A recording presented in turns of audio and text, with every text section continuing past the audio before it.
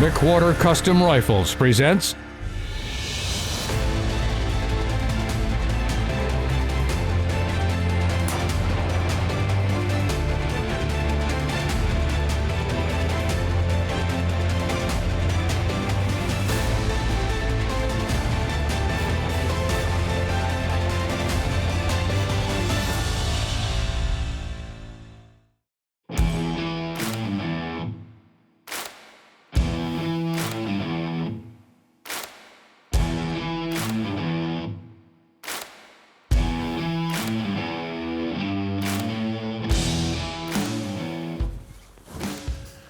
Back in South Texas this week at the Novillos Ranch. Seth is after a monster of a buck we call Stickers. He's putting that McWhorter to use with some herd management.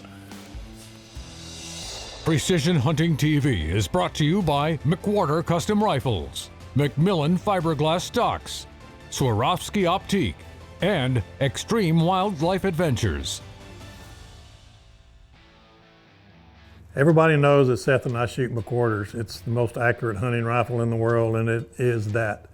Ever since we've got into the McWhorters and the Novillos Ranch, well, Jackie built us a long-range shooting opportunity there that is what we cut our teeth on. And it's a great place to fine-tune your rifle or a load or just have a little competitive fun.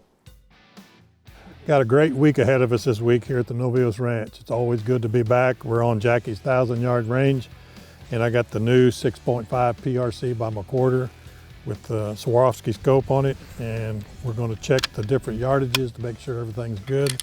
So we're going to try 500 yards and see how she's shooting.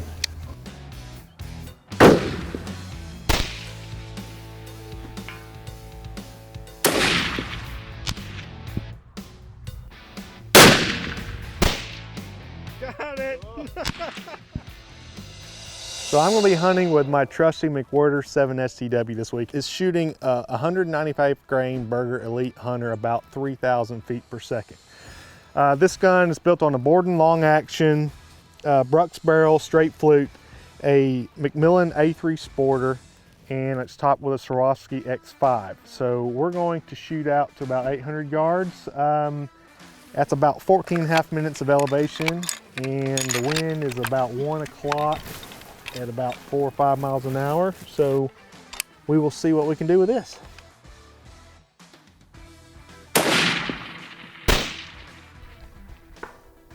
Right in the middle, 800 yards. So Stickers obviously is named for a reason. He's got points. And he's a massive deer, he's a big deer, but the key to it is he's still a mainframe 8. And management-wise, if you can lower your common denominator of an 8-point that is in everybody's herd, it gives the 10s and 12 room to grow. So even though this deer was a great deer and anybody would love to shoot it, it was still an 8-point and needed to go. So Jackie had a lot of trail camera pictures and a lot of reports from the cowboys about this deer, but you really couldn't figure out exactly where he was going to be. There was no pattern. But the last couple of times they saw him, he was at that new blind on the pipeline in the northeast. Now I had seen this deer that first afternoon we hunted, but I knew how bad Seth wanted that deer. And so I came back and I told Seth, I said, you need to target that deer and that's the blind you need to be in. So Ricky, what's the plan this morning? Plan is to go out there and try and get that deer for you. Okay. They saw him yesterday afternoon. He's there. Hopefully he comes out, get it done. So this blind, it's north, right? We're gonna be hunting a gas line, it's a pipeline? Half pipeline, half two brand new Senderos we just did a couple of weeks ago. Okay. And it looks to be the hot spot right now. Most of the deer are hanging out over there. And you're gonna be surprised what you see in there. Awesome. It was 80 degrees and the wind blowing, and it's 40 degrees and calm, so I like the weather change. Oh yeah, it's gonna be nice the next 2 or 3 days. All right. Should be good. How about it?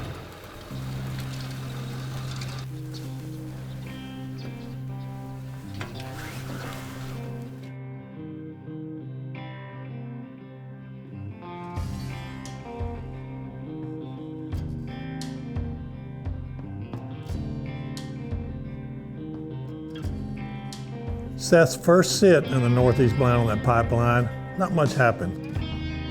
Slow, saw some deer, but did not see stickers.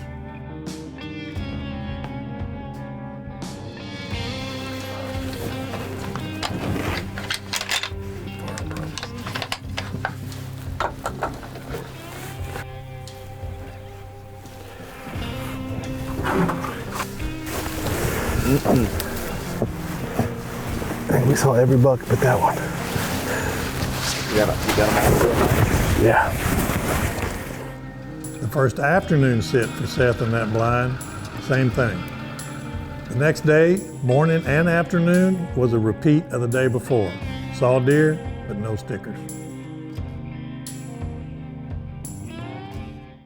This segment of Precision Hunting TV is brought to you by Borden Accuracy, makers of the most accurate custom hunting actions on the market. Manufactured in the USA to true bench rest tolerances. Borden Accuracy equals success. So the third day's coming up, and Seth is starting to scratch his head on how to get this done.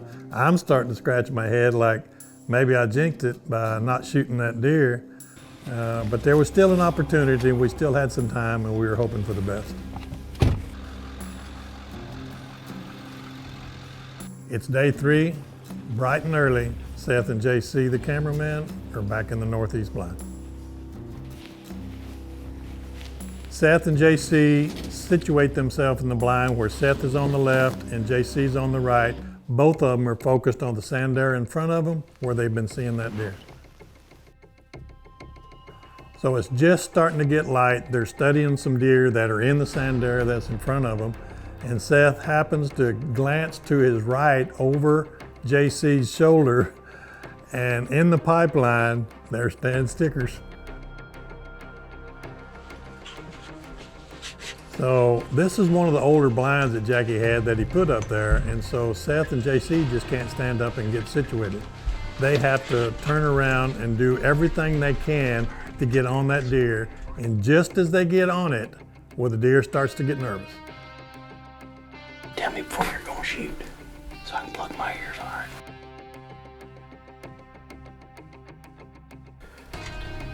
When it clears, Busty. Are you ready?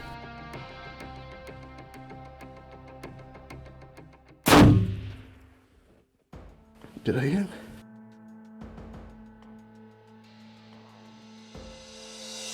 Whew.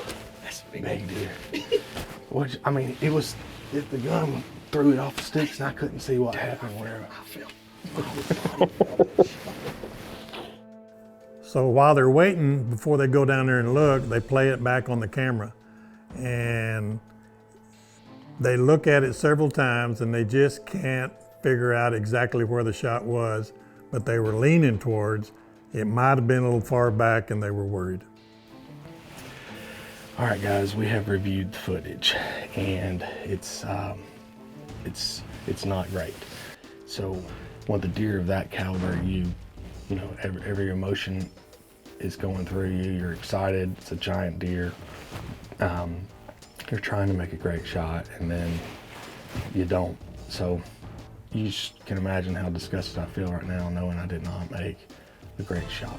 So let's see how this story unfolds.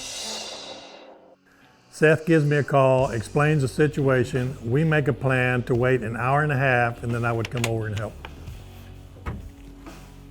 So I show up and I park plenty far back to where I don't mess up any sign. Well, we played it back and it looked back. Okay. But it looked like he was running like he was hurt. Right. So let's go. Let me, I guess I better get my rifle too.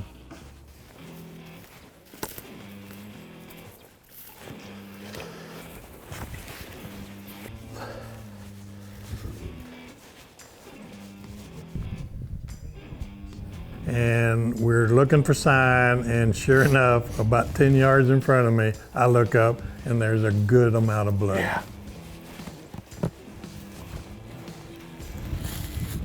Oh yeah. Look at all that blood. Right there. Right there. So we get on this blood trail, Seth's in front, I'm in back, and we're all going in with the best intentions to find this deer. And as we get to the edge of the pipeline and start to get in the brush, I'm about 10 or 15 yards behind looking for more signs. Right there, baby!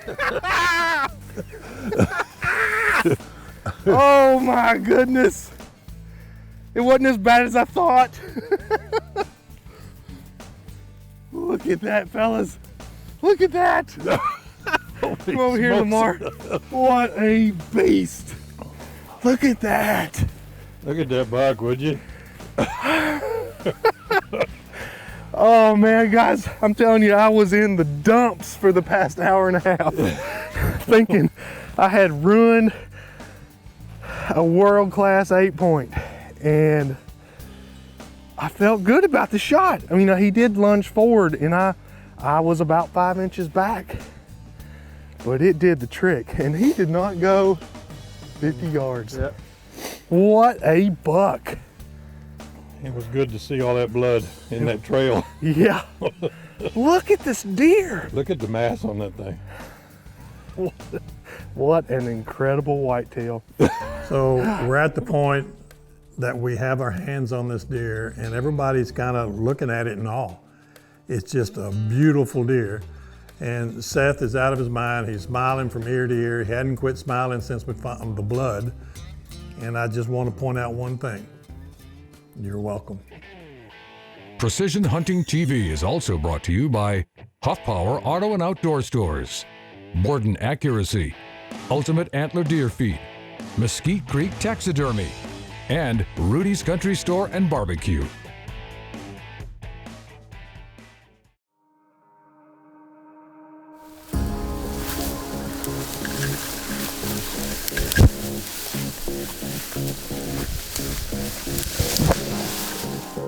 Well, here he is. We got him out of the brush. Hard-fought victory on this old dude. What do you think? Well, the story is going to be made from all the panic and the hour to wait and that thing, but that's one of the things you do. You know, you don't always make the perfect shot. This one ended up being a lethal shot. It didn't go 30 yards, but you did the right thing by waiting just to make sure. Yeah. Because what a classic trophy. What a gorgeous, massive, long time kickers.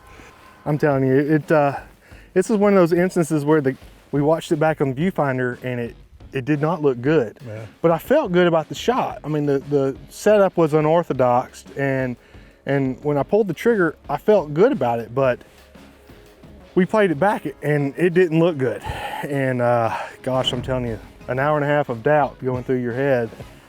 Yeah, and but you did the right thing. So you always give the respect to the animal, and you want to make sure we recover it. So what an incredible trophy. Guys, didn't take long. That was great. This is Low Fence, South Texas. This is the birthplace of trophy management down here in South Texas. It is, absolutely. And you guided here. You were the head guide for how many years? 20 years. 20 years is how I met you. That's right. And we're back here. This week, 13 years ago. That's right, 13 years ago this week. And we're back where it all started, right? Right. And you shot an 18-point yesterday, and I shot a monstrous 18-point today. There's no other place I'd rather be, buddy. I appreciate it. Trophy in everybody's books, man. Absolutely. I'm glad I was here. Thanks again, my friend.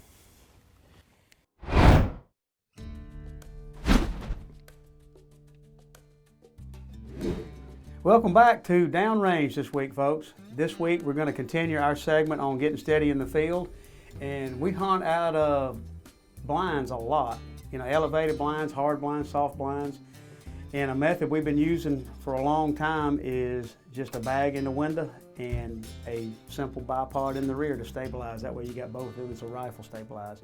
Kill a lot of deer like this. It's real easy. It's not a whole lot of equipment to carry in the field. You got a little light bag and these little light sticks that fold up. But first thing you want to do when you get into your blind is you want to get your sticks where they need to be. In other words, you want to look where you anticipate your shots and have them to where you'll be able to significantly raise and lower your muzzle. So we've done that with these sticks. So we're going to charge our gun. We're going to get it in the window. And we've got our arc rail on the back, so we're going to keep that behind the bag so when it recoils, it's not going to catch. And then we're simply going to put our sticks towards the middle of our stock. I like to split my fingers where I can make minute adjustments. And when you get on the target, then you're pretty much ready to go. And you can hold on the top of your scope, you can squeeze your squeeze bag, and if you need to, if your deer's below, you're going to raise your sticks to lower the muzzle, or take them forward to raise the muzzle. So real steady. I would say this is good with most folks out to maybe even 600 yards. So we're going to see what it does. We got a target out here at 500. Put the ears on, put our level out so we make sure we're level. And we're going to pretend this is a Boone and Crockett Texas buck that we're shooting out of a hard blind. We're ready. If you stand there waiting on it, here we go.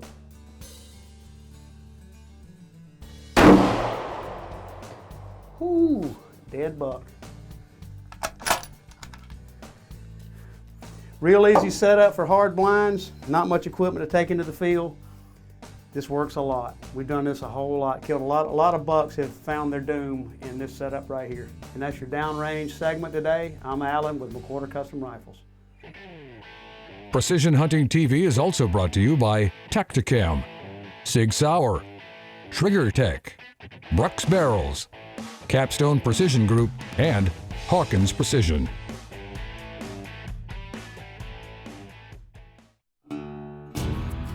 This segment of Precision Hunting TV is brought to you by Rudy's Country Store and Barbecue, real Texas barbecue.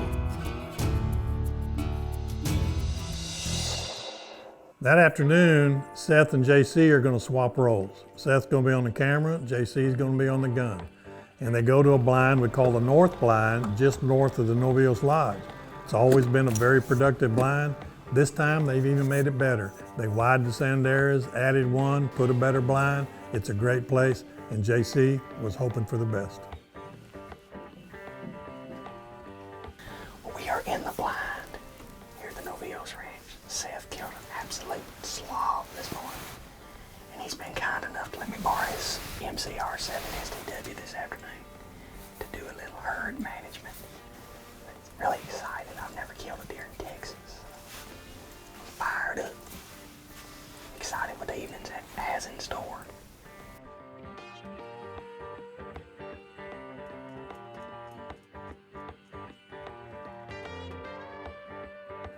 So they're in the blind and they're seeing lots of deer. And out comes this war-torn, battle-scarred old herd bull. And he is coming down, and you can tell he is the herd bull because everybody gets out of his way. And JC's on point.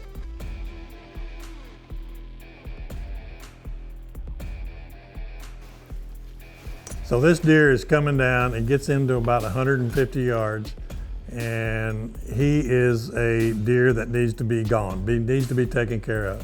Seth talks to JC, JC's a willing participant, and as soon as that 7mm STW safety went off, that deer was in trouble.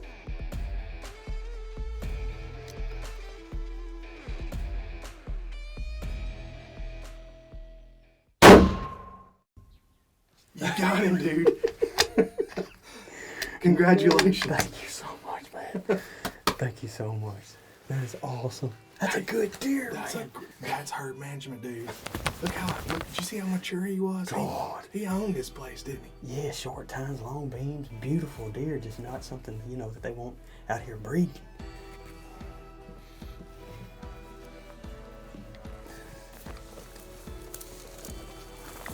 We got us a beautiful South Texas buck laying out here. Wow, look at that deer, Seth. Gosh, look at this buck. He is huge, massive. What a beautiful 10-point. My first Texas buck here at the Novillos Ranch, and he's a stud. And what a hunt. This deer come out way up this Sendero here, like 400 and some odd yards, and he come all the way to us. And we actually wanted him to get a little closer so we could take a better look at him to see if it was, you know, a management buck. Turned out it was when he got close, and offered us a perfect shot at about 80 to 100 yards. But Look at this deer. A gorgeous deer, massive, old. Pretty much all he's gonna be, this is all he's ever gonna do. Perfect deer to take. But he's a wonderful deer for me. And I can't thank Seth and Lamar and Mr. Jackie enough for allowing me to do this and give me opportunity at my first South Texas buck. And look at this thing. He's beautiful. And big as a pony. Goodness. The Novillos Ranch, it's a special place to me, Seth, Parker, all the cameramen get involved with it as well too, because we get to know the ranch, the senderos, the blinds, and we all get to know Jackie. The Scoggins family have a little piece of paradise down there in South Texas that we are blessed to be able to share. So anytime that Seth and I can go back to the Novillos Ranch, we're going to take that opportunity.